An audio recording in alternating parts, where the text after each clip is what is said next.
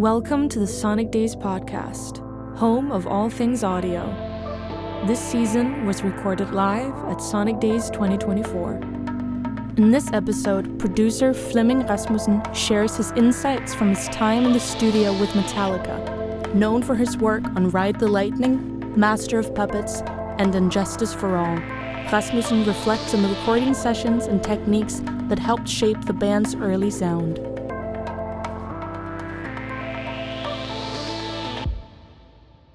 Hello everybody, welcome. My name is Flemming. I own Sweet Silence Studios. I've actually been working there since April 7th, 1976. So in about a year and a half, I've been working 50 years in the music industry. What we're going to talk about now is the three albums I've done with Metallica, which is Ride the Lightning, Master of Puppets, and Injustice for All. And you're very welcome to put out all the questions you want, and I'll answer as good as I can. Just don't ask about why there's no bass on Injustice for All. You can find that on the internet. Nothing to do with me.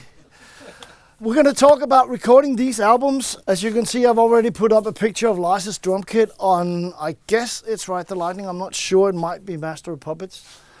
Actually, this August, I did a video masterclass where I actually show how we recorded all this stuff.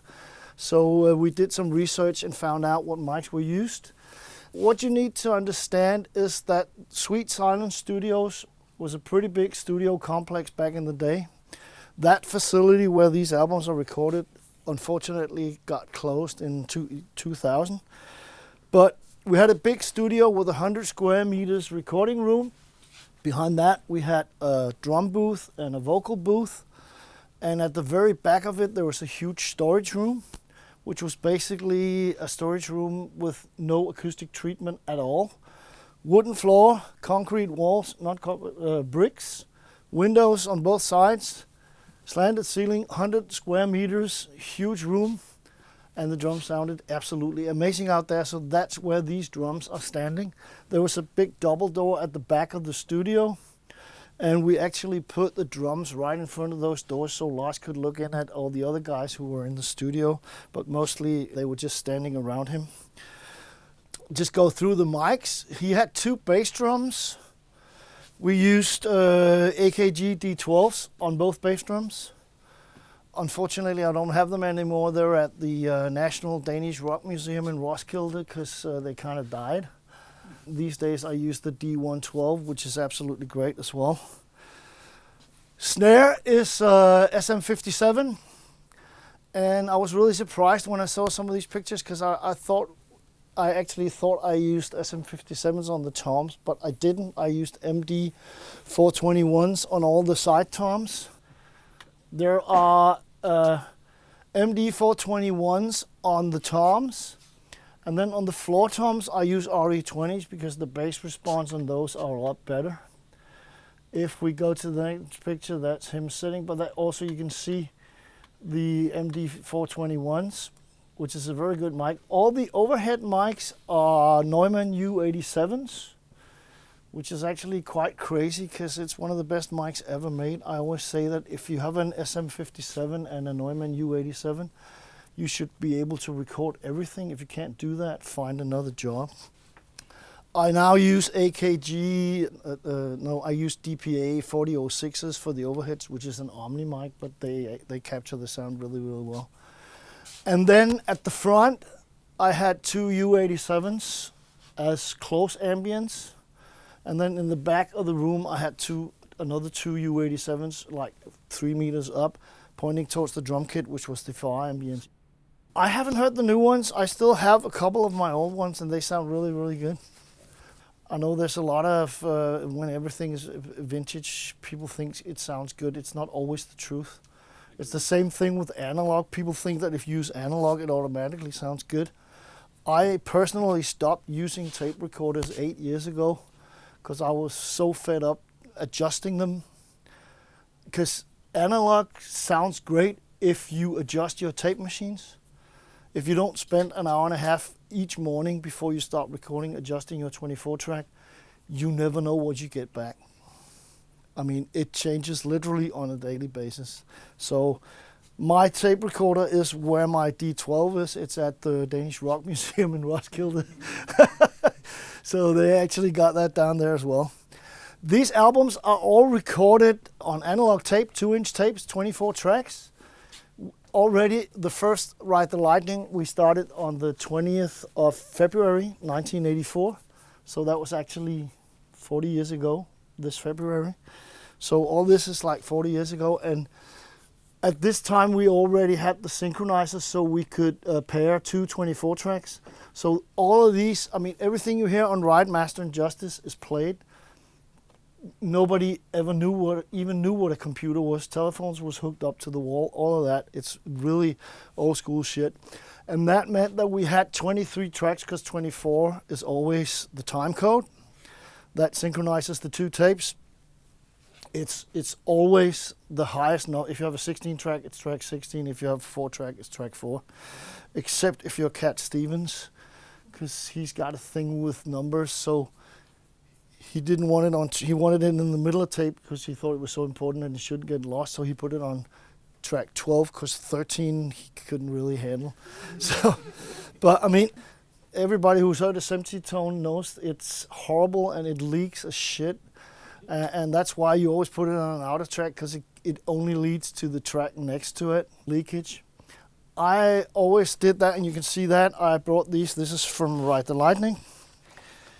There is one of my tape sheets, track sheets. You need to put this in the tape. SMPTE code on track 24. So what do I put next to the SMPTE code? Something that I know I'm not going to use in the mix. Hi-hat track, right? Lars at this point had like 5 toms. They're all bounced to stereo.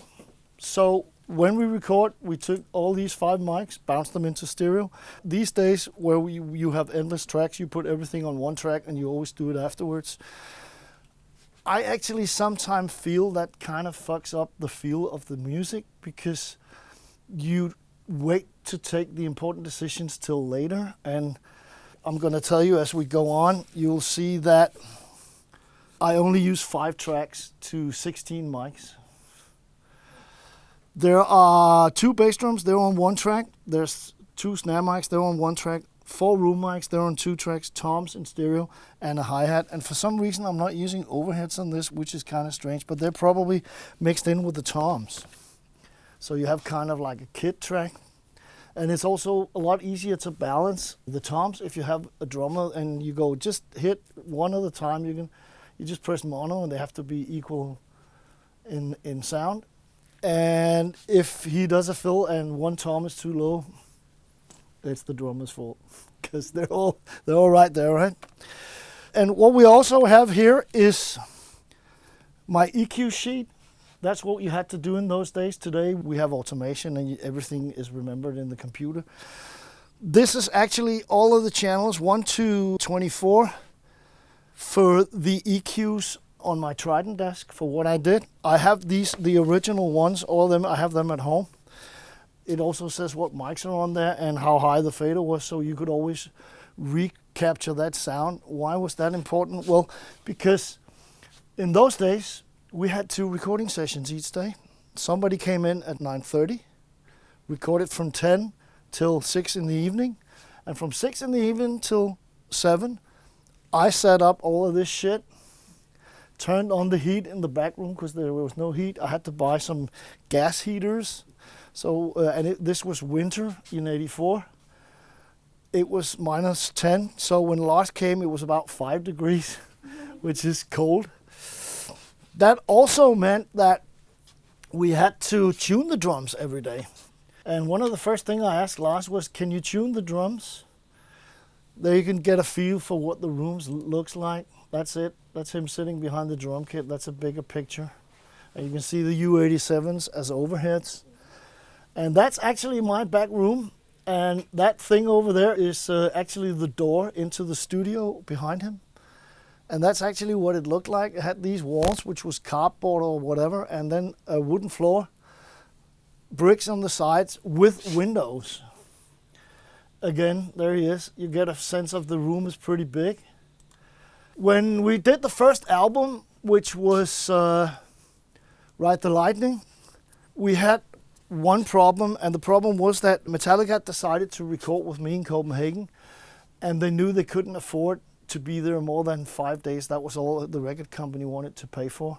They were on a small independent label in New York called Megaforce, but they'd worked it out so that they could go on tour in Europe, go to the studio, then the money they made on the tour, they could pay for the studio themselves. So on Ride the Lightning, we did 3 days, or 3 weeks. Then they went on tour again, came back, and we did 5 weeks, and then the album was done, including the mix. 2 weeks before they had to come into the studio, somewhere in France, somebody broke into their truck and stole their gear. And the problem was that James played a modified Marshall amp. And of course, nobody had written down what the modification was. I called everybody I knew because he wanted to recreate the sound he had on Kill 'Em All. And that was actually the first time I heard Kill 'Em All. That was when we started recording Ride the Lightning. Because he didn't have an amp, I called everybody I knew, from Artillery, Merciful Fate, all of these bands, Maltese Falcon. When Metallica arrived, I had 12 guys who had set up 12 Marshall amps with cabinets. And James would simply try them all and would find one he liked the sound of. We listened to Kill 'Em All. We listened to the first track, Hit the Lights. And we found an amp that sounded really good. And once we'd found that, we just checked all the 12 cabinets with that amp. Because even though you're on the Marshall factory and there's 2 cabinets coming off the production line right after each other, they don't sound the same. That's also why I've never cared what kind of speakers there are in the cabinets or what amps people are using. Because if it doesn't sound good, I'll just change it. I'll do something else. It's pretty simple. If it doesn't sound good, don't start recording. Change it so it sounds good. But I talk too much, so let's just, so you can get a feel for what the room sounds like. I have here it's a copy from a cassette tape, work in progress mix from November 1985. The only thing that's on there are the drums and a guide guitar from James Hetfield. On this you can really hear the room, so let's play a bit of that. It's the number called Sanitarium. As you can hear, we still need to do about 30 guitars before we're done, but the only thing that's done here is actually the drums. So here we go. Count in, of course. It doesn't sound like that on the album.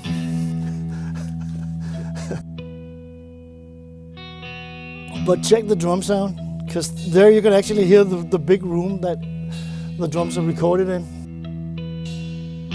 And that's pretty neutral with a lot of, with the room mics pretty loud.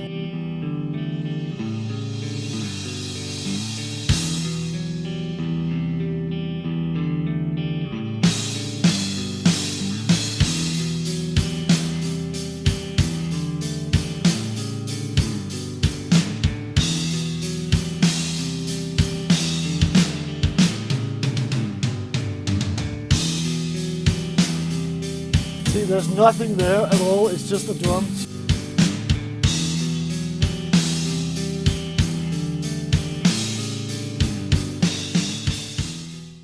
And the reason why I'm talking about James's guitar amp now is because one of the guys that came with an amp was the guy from Maltese Falcon. And once we'd found that guitar amp that James wanted to use, Hank Sherman from Merciful Fate says it's his 100 watts Marshall lead that was used. I can't remember, and it could be right, but I have no clue. But he keeps telling that's what we used. Because the drums were standing all day in the freezing cold, and we heated the room up at night. When we recorded from 7 till 3, 4, 5 in the morning. We had to heat it up, and that meant all the skins were out of tune. And the first thing I said to Lars, you need to tune the drums every day, and he went, I don't know how to do that. And this guy is called Flemming, and he played drums in Maltese Falcon, and he had helped the guitar player from Maltese Falcon to bring his amp, and he just went, I know how to tune the drums. So Lars hired him that day to tune the drums on Ride the Lightning, and he worked as Lars's drum tech for 35 years. So making a good cup of coffee or helping carrying a Marshall cabinet can actually get you pretty far in this business, just so you know. Unfortunately, he died last year, but yeah. The other problem was he was called Flemming, so am I. James solved that in a second and just looked at him and said, from now on, you're Jake. So Jake, that's Jake. He was with Lars for 35 years. Guitar setup. What you can see here, that is the amp used. It might be a Marshall 100 watt lead. I can't see it because the picture is pretty blurry, but that's part of the guitar setup. I used 3 mics on the guitars for Ride the Lightning. I used the mic you can see there, which is nobody knew at the time. It's a Shure SM7B. Everybody in the whole fucking world knows about that mic now because all the YouTubers and all the podcasters use that as their speaker mic, right? But back in those days, nobody knew what the hell it was. It had a clarity to it, and because the output is not that loud, so once you put it in front of an amp that played really loud, we actually drove 2 cabs off the amp, so we actually had 6 mic. We had an identical setup so we could change between the cabs. So that meant that we actually had 4 cabs going because Kirk had a similar setup also with 2 cabs. And on each mic there was this Shure SM7B. And then from the corner of the cabinet, if the cabinet corner is right here, like a meter out here, all the way down by the floor, I had an AKG Gold Tube, which was just released then, which was AKG's take on making a C12 again, but it's called Gold Tube, and it's a fantastic mic. And I actually found someone who had it in Denmark, so I borrowed it for that masterclass I did, so we can use that again. And then 3 meters out, 3 meters out, I had a DPA 4006, which is an Omni mic. And those 3 mics makes up the whole sound. I don't have it anymore. Somebody bought it when we closed the studio first time in 2008. So I don't have that particular mic anymore. It didn't have a plug. Actually, the wire comes out of the housing. As you can see, that little red wire comes out of the housing. So it didn't have an XLR plug, and that kind of made it a bit unreliable. I often, when I'm in the studio and have to record something, if there's a mic standing right there, I'll try that. I've recorded basses with D12s and D112s. It sounds absolutely amazing. So it's actually more or less trial and error, if you ask me. These 3 mics on each cabinet, we only used 1 cabinet for each recording. On all the albums I've done with Metallica, the only one playing rhythm guitar is James Hetfield. Why is that so? Doesn't Kirk play a good rhythm guitar? Yes, he does. But he's not nearly as good as James Hetfield, so when you have a James Hetfield in the band, you obviously use him to record. I would sit and kind of change the balance of these mics for every track we did, so no track sounded the same. All of these are recorded on 1 track each. Today you would probably put them on each separate track and sit and do it afterwards. But there is actually a good thing about committing right away. The first thing I do when I have recorded, these days when I've recorded with multiple mics, is I zoom in Pro Tools and I look at the waveform and I make sure that the close mics align so I don't have any phase problems. And I don't give a shit that I move some of those mics in time, because they would be moved in time anyway if you put them somewhere else. But I make sure they align. Back in the day, you couldn't do that. The biggest major difference between analog and digital is you can actually move things in time. That was impossible, and you'd had to cut the tape lengthwise. Nobody did that. I always, more or less, always angle dynamic mics 45 degrees to the cone, because otherwise they just get too harsh sounding. Cone is here and it's pointing to the cone, but 45 degrees. And that also meant that the other mic was probably standing out here, so they would be in the same direction. You know, the tube mic. That's how we did that. James did 4 rhythm guitars on all the at least 4 rhythm guitars on all the albums I did. He would always start doing his own rhythm guitar on his own gear, and once that was done, I kind of decided after we'd done the drum. They all played together, and when we got a good drum tracks, we would patch that up and make sure that was perfect. Once that was done, we would do rhythm guitars. Normally you do drums first and then bass, but because of the way this music is, it's all guitar riff driven. I didn't want a bass on there with any kind of interpretation of the guitar riff, so the guitars had to change what they were playing. So therefore we always did drums first, then rhythm guitars. And James did his own rhythm guitars on this equipment, and then he would take one of Kirk's, not his main guitar for the song, but one of the other guitars. And we recorded on 4 different guitars. And he would play his own part on Kirk's guitar. So I'd have a loud James Hetfield on one side with the double on Kirk's gear on the other side. Then he would take Kirk's main guitar, we would put that in the other side, loud, and he would double that on his own guitar. So there's always 4 guitars on all the songs you hear that I've done. Some of the intros we did are acoustic guitars, and one of the things back in those days was that the heavy metal community, I was not part of that, and I've never been that. I love metal, but I'm not like a metalhead. But they have rules, and one of the rules are you can't play acoustic guitar, so obviously we start Ride the Lightning with an acoustic guitar, which is actually also recorded with that C12, and I have pictures of that somewhere. All of these are probably humbuckers, I would guess, because they are Gibson Explorers and stuff like that. And on Master or Justice, I think they start using the Jacksons and the EMGs and stuff like that. But they are the original Gibson ones on this first album. If you just have the same thing in each side, it kind of tends to wind up in mono. And mono is great for some things, for vocals and bass drums and basses, but I like my 2 speakers, so yeah, I always do that, all the time.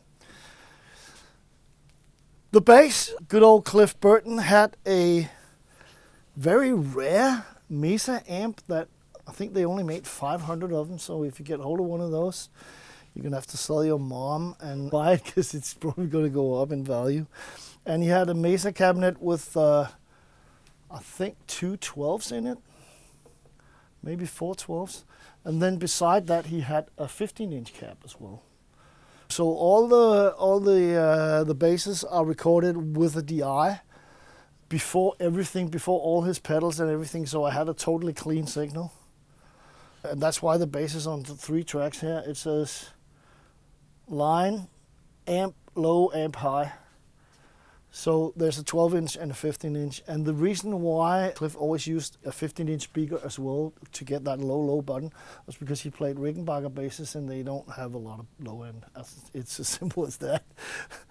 Once we got around to doing the bass, we would have drums and rhythm guitars. In some cases, we would actually have done the solos as well. And Cliff was, he was such a fantastic guy. I've never met anybody like him, a fabulous person, lovable and all of that. But he was also very special because he listened to what he heard and that decided what he played. So for him to play to an almost finished track was actually better. We started playing, I gave him headphones and he started playing, and it actually sounded pretty bad and he was out of time, and it was...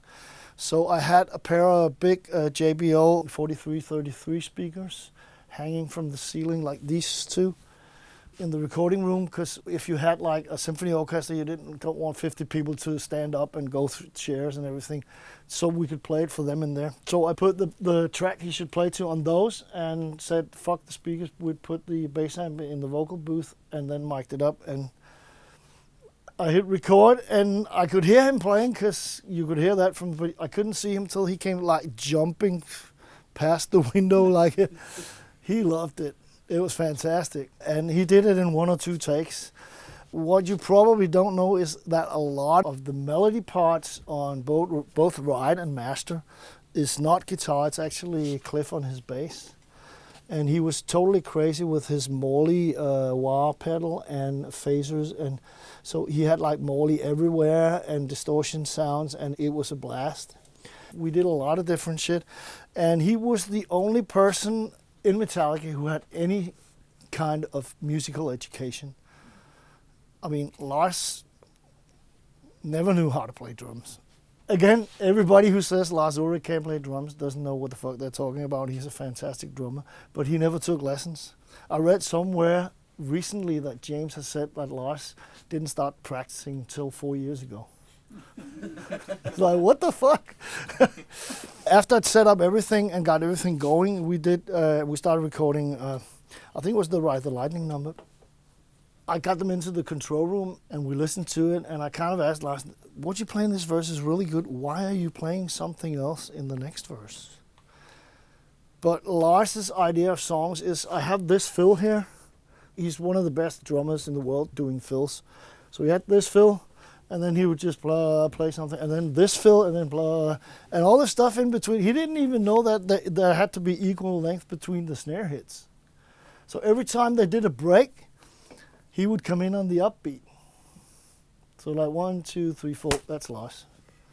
And that's also why they always sped up live, because he was stealing eighth every time he did a break.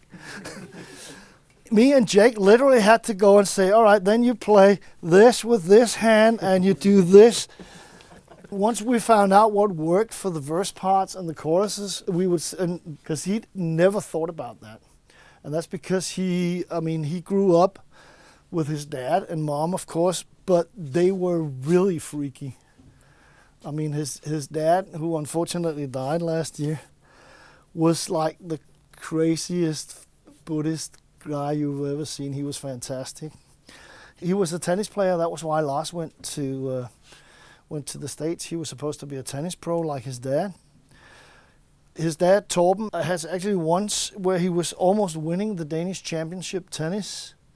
He had to serve to win, and he was ready to serve, and then a butterfly lands on his racket, and he says to the umpire, he says, I quit. And he goes, come on, you're winning, stop it. Because he had to go down to the dressing room to think whether he wanted to be a butterfly or the butterfly wanted to be a tennis player. And that was more important than winning the Danish championship. And that's the kind of environment Lars grew up in. I mean, I've seen recently also after he died that he had given Lars a note. Lars didn't come to school till 12 o'clock and his dad had written a note. Lars and me were listening to jazz records last night and it got late and I thought it was important for his education. That's it. So yeah, great dad. I would have loved him, yeah. That was Cliff Burton's setup. The yellow is a tube screamer and the other one is a Boss compressor. And they used the tube screamer quite a lot. And what's on top there, that's probably a Marshall distortion or something like that. I can't see that. I never wrote that down. The funny thing about when you think about all the room mics and ambience mics are used to record all of this, the mantra for all the 3 albums I did with Metallica was no reverb. And it sounds hella verby, right? But if you record it, it's fine. They didn't want artificial reverb. So obviously on all the tracks, all the room has been recorded with the track because it's mono, one track. We couldn't afford to be as we are now. As you can see here, there's 1, 2, 3, 4, 5, 6 rhythm guitars, backing vocals, 2 lead vocals, and 1 solo. That's it. 3 bass tracks. That's it for, what song is that? Trapped Under Ice. So that's it. So on that, we didn't use the extra track, the extra reel. We only used the 24 tracks. I'm pretty sure that there's nothing else on there. And apparently I sacrificed the overheads or mixed them with the toms. I simply can't remember.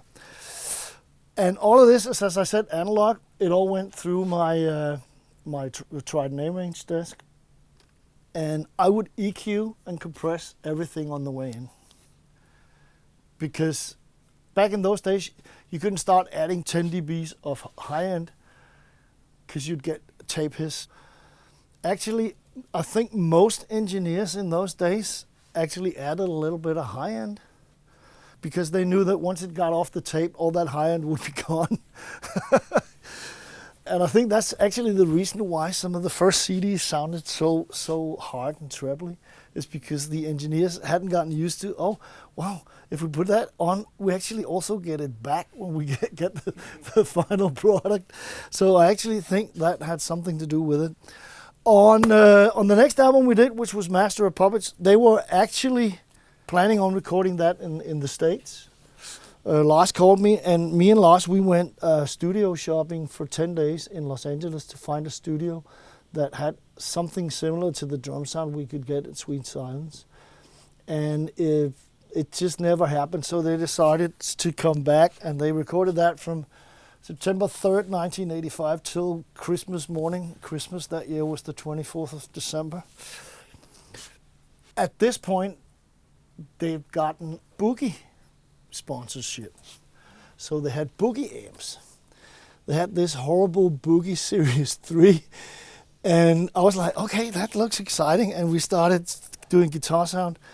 The drum sound, we put it exactly the same spot, same mics. Everything was more or less the same. Except Lars's snare didn't sound so good when we did Master of Puppets. So we were kind of wondering what the fuck we could do. And then Lars came up with this ingenious idea that Metallica was at this time, and they still are, on the management called Q Prime. They also now have Volbeat, Dokken, and they had Def Leppard, and they still have managed Def Leppard. And Lars went, that snare sound annoyed us. It didn't sound so good. And then he goes, I don't think Rick Allen needs his snare right now. Isn't he in hospital? Because on New Year's Eve 84, 85, Rick Allen had been out driving in his muscle car and celebrating, it's New Year, blah, blah, blah. And then some other guy in a muscle car comes up, and what do they, of course they have to race, right? So they race down the country lanes in England, and the road turns, and Rick Allen continues straight out, smashes into a wall, gets thrown out the window, the sun window.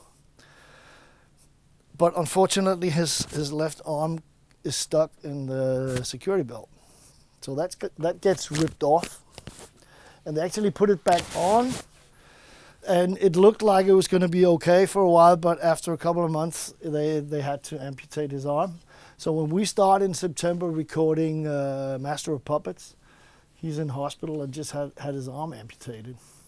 So Lars thinks, Rick Allen's got a Ludwig Black Beauty snare. He's not using that. So we simply called the management in London and said, is Rick going to use that snare? No, for sure he's not. And the next day, we could pick it up at the airport in Kastrup.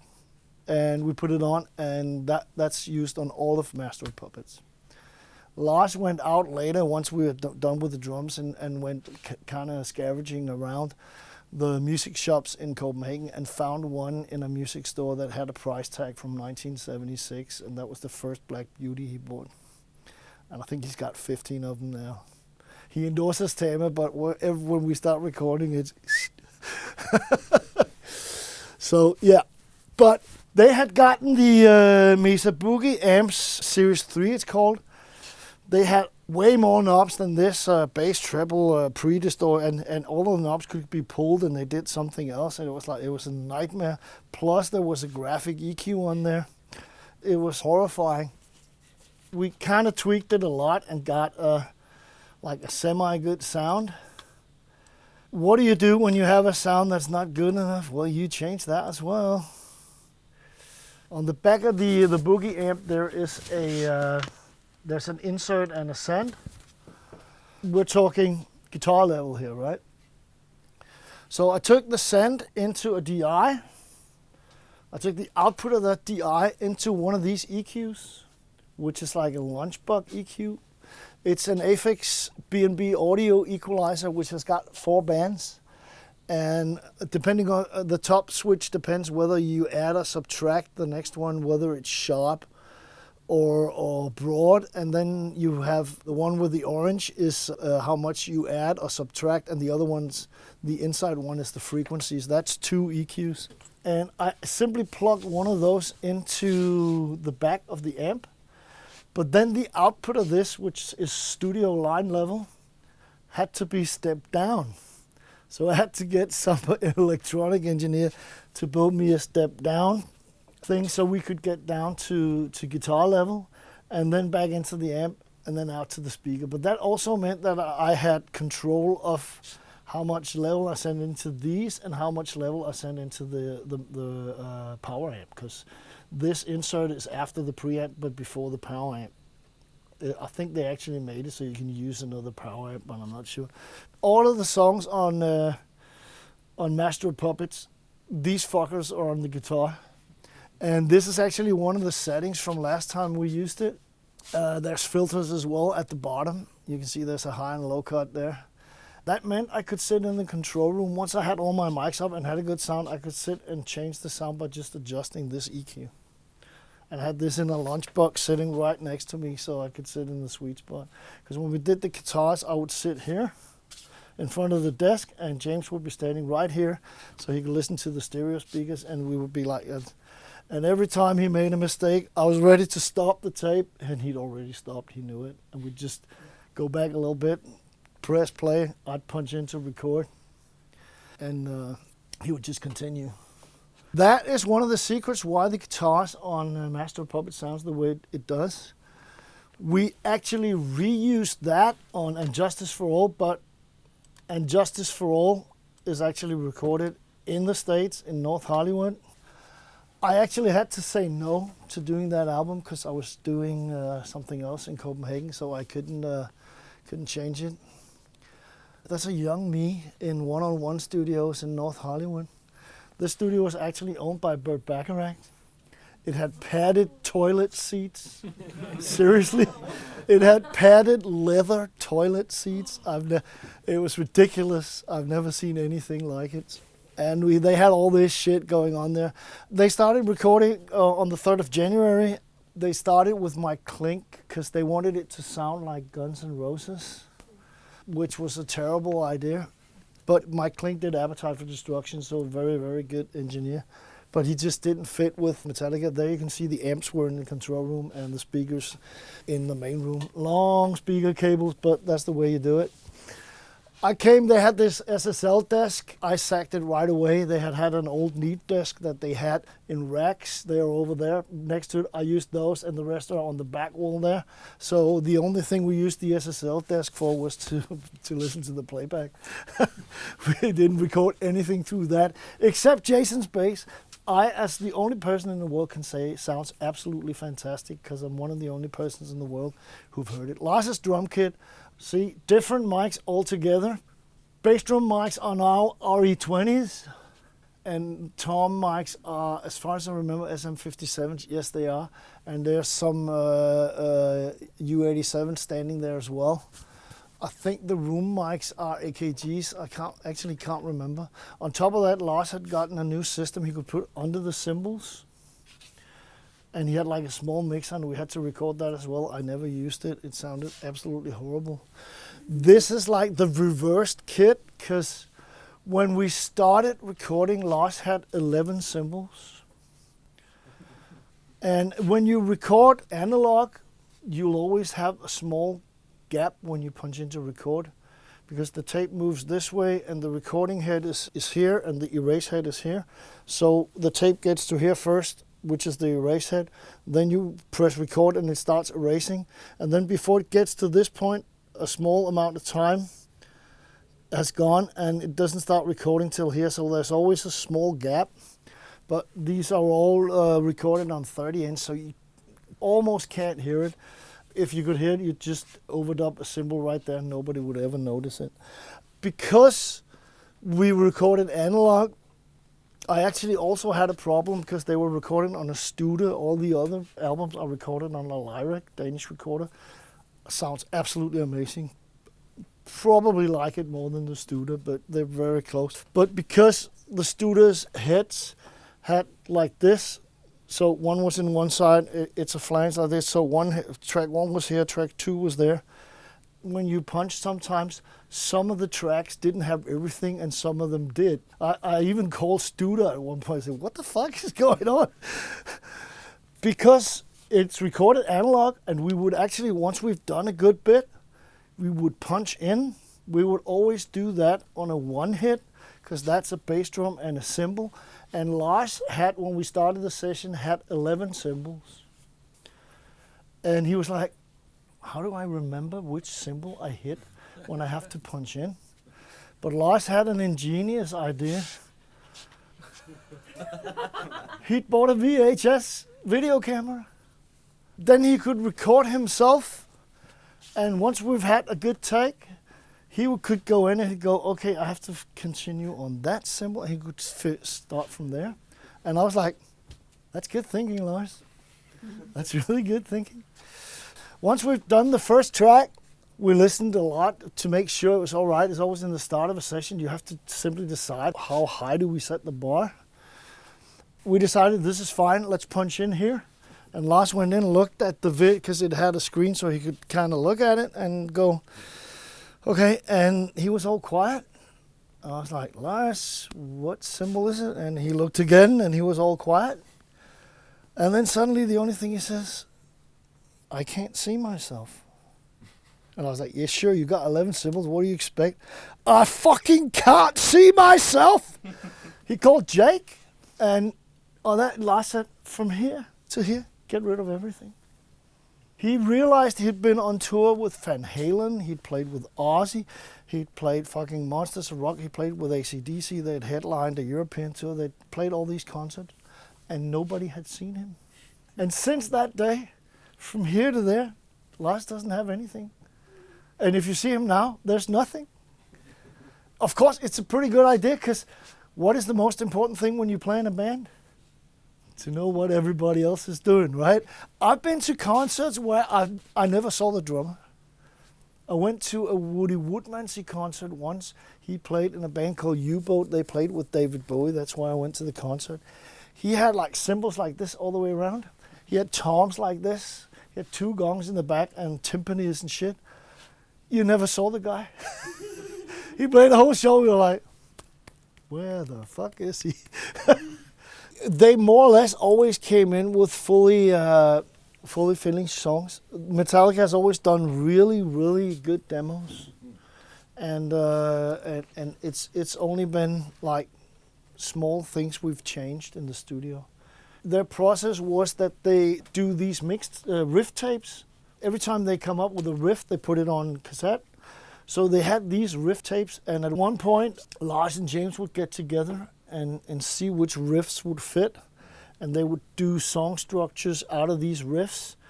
Sometimes they would end up with a song, and sometimes they would take half of a song and put with another song they'd made. I know for a fact that one of the parts in the Sanitarium song we heard the drums on was once a part of another song. But that ended up in Sanitarium. That's just what they did. I mean, when we did Ride the Lightning, I didn't even know who they were. It was us against the world. I actually had the guy that worked with me in the studio come and ask me if I was all right, because he thought they sounded like shit. And I was like, what are you talking about? It's the best thing I've ever done. Listen to that energy. I mean, he didn't get it at all. And because he came from a jazz world, so for him, that was just noise. And I was like, what are you talking about? It's the best thing I've ever done. But I've been in the studio many times where this thing happens, and it's always the singer against the guitar player. It's more or less always that. And I try to do what I can to make everybody as comfortable as possible. I make sure that all the technical shit doesn't bother them at all. I make sure everybody has well-sounding headphones. I make sure I have an assistant that makes sure everybody has coffee or water. The only thing I don't sponsor is beer, because I don't want to make people alcoholics, right? There's a lot of that going into it. In Metallica, we call it vibe. We needed a good vibe to start, and we did a lot of that. And there was a lot of hanging out and not doing anything before recording, and a lot of talking back and forth about the decisions and stuff. And are we going to do this? Are we going to do that? What about this part? Is this too fast, too slow? All of this. In the old days, no decisions was made without Cliff nodding his head. I didn't mix And Justice for All, if we should end there somewhere, because we're almost done. Once they had mixed And Justice for All, Lars came, and Lars always comes and plays the album to me before it's released. And when he gets a nod, he's really happy. But when he came and played in Justice for All, I was like, what the fuck is that? Because they'd taken the bass totally out. And I don't know why they did that, but it was Lars and James that did it. I know that the guys who mixed it, because I had to say no to making it, but came in after a month and a half because it didn't work with my clink. I was just too busy, but I managed to get some sessions moved. Otherwise, but they started without me because I couldn't, because the singer I was working with, Anne Linnet, she was pregnant, and we had to finish the album before she had to have the baby. So it was like, I can't. And they'd already booked the studio.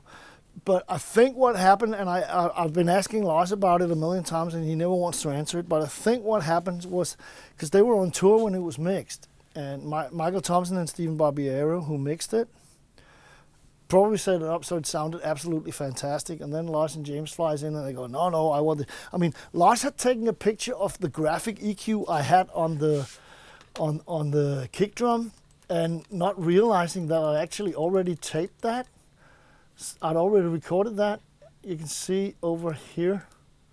It's sitting right there in the corner. Those two graphic EQs, that's bass drum 1 and bass drum 2. Lars had taken a picture of that. And he insisted that they got on the bass drums. Again. Because I was using that, so they had to go on there. That was his drum sound. And that's why the drum sounds the way they do on Injustice for All. Not my fault. Sorry. Everything sounded like a typewriter after that, but I think when they mixed and they heard the basses that Jason did, and he plays absolutely fantastic on the album, I think they maybe realized Cliff was gone forever. Because Cliff dies on September 28th or 29th, whenever, and I visited Lars a month later, start of November. And they were already practicing with Cliff because they were going to go on the Asian tour. And I think they maybe, when they sat and heard the mixes, they realized that Cliff was gone forever, so they couldn't really handle it and took Jason down. Or, and this is all on me, it's just me speculating. There's no evidence of any of this. It's just what I think happened. What they hated most about Jason, which is pretty obvious from the Some Kind of Monster film as well, is that Jason was a fan. He was a huge Metallica fan. And if you're a band together, you want everybody to contribute. If you ask somebody, you want their honest opinion. You don't want somebody who just says, yes, sure, yeah, sure.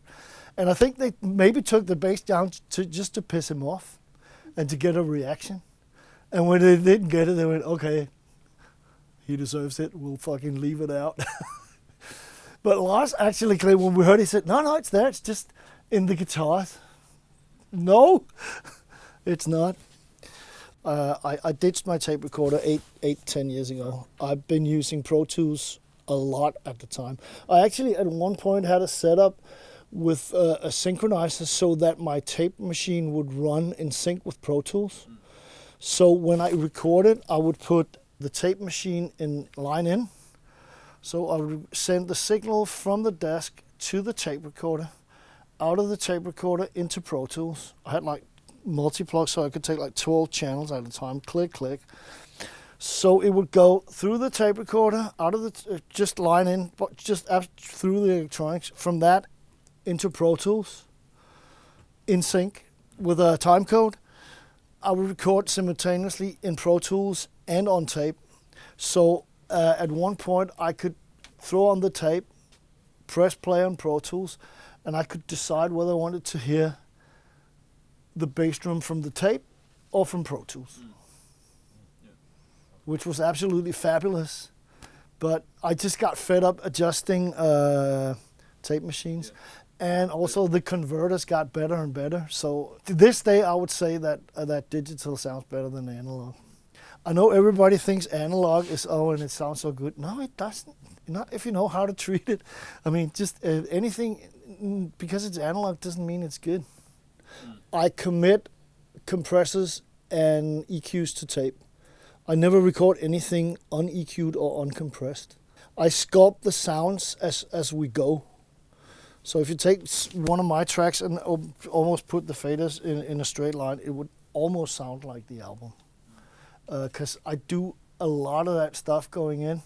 Sometimes I trigger guitars from the click tracks with a gate, so they only open up when the clicks. There's tons of all of that stuff. All of these neat tricks I learned. The first session I ever did that ever was made in Sweet Silence Studios with a Danish band called Gasoline, and they had Roy Thomas Baker as producer, the famous Queen producer. And looking at all the shit he did has kind of sculpted my way also. And it's the thing, if it doesn't sound good, change it. Don't start recording if it doesn't sound good. Because it's sometimes easier moving a mic this much than using 3 compressors and 4 EQs afterwards to get the same sound. I mean, it's sometimes it simply comes down to that. You always need a good assistant that can do this. Everything on Injustice is done to a click track. Yeah. We would simply start the session with playing the different parts and finding the tempo, and we'd simply start from one end and building the click track.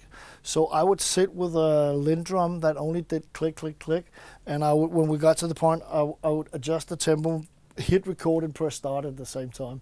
So we would simply have a click track.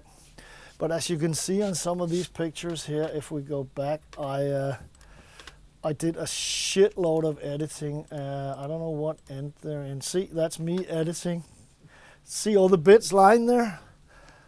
Each track on Injustice for All, I had a letter size, American style, A4 European style envelope full of tape bits like that.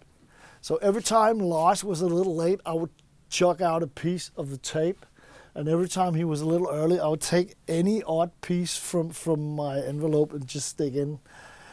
Basically, Injustice for All is so tight that we should have recorded that on a DAW. That should have been done digital, because it's that anal, the tightness we went for there. See how many bits are there, just there? And I look tired, and I understand why. For each song and each tempo, I had made markers on the tape deck, so I knew that this was an 1/8 in the tempo. So if the snare was here, I knew I had to take out this much.